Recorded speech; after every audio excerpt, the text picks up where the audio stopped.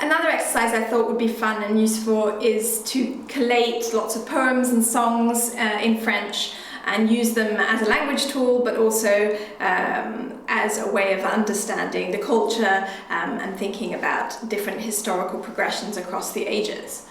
Poetry in French is so rich and varied, it's such a long tradition which stretched back to the Middle Ages. The first literary works were in Old French and described saints' lives. And then from the 12th century there were chansons de geste, songs of heroic deeds, epic poems, which were usually 10 syllables. And most of these were about battles between Christian soldiers and Charlemagne against the Saracens and the Moors. And the most famous French chanson de geste is probably La chanson de Roland, Roland's song, which recounts the warrior's bravery in battle against the enemy Saracens. Then there was Renaissance poetry. Obviously this is a very potted history in the 15th and 16th century, which was influenced by Italian sonnets, and particularly by the Italian writer Petrarch, who wrote sonnets to his beloved Lauda.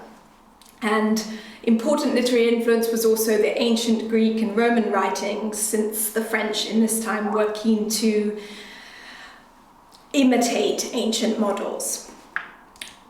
I'm a specialist of 17th century drama, so I've been looking at what we call early modern poetry and drama. But I'm also extremely interested in looking at modern poetry, 20th century poetry, and which is much more free and fluid and can be linked a lot more with song, I think, and French modern lyrics. There is a great tradition in France to put to music French poetry and give kind of different interpretations. So thinking about a Renaissance poem and a modern poem, a modern song, I'm interested in putting these two together and thinking about similarities and differences, and also a kind of threaded theme that can be seen. So what I suggest is that you look at a poem by Ronsard, which is probably a very famous, to French people, very famous, but something you're not familiar with.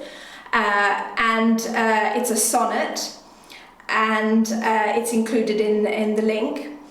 And I've also included a translation. And this sonnet is about the poet talking to his beloved, saying, when you're old and you're spinning, you will remember me and how I used to praise you and love you, but you'll be all alone and shriveled up, and you regret that you didn't say yes to me.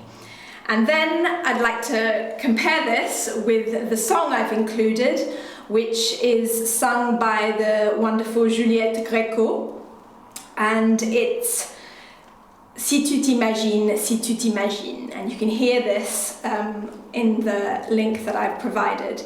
And in this song, the lover is doing a similar thing in trying to scare his interlocutor by saying, one day you'll be old and grey and regret that you said no to me, except this is taken to more extreme parodic levels, and it's extremely funny.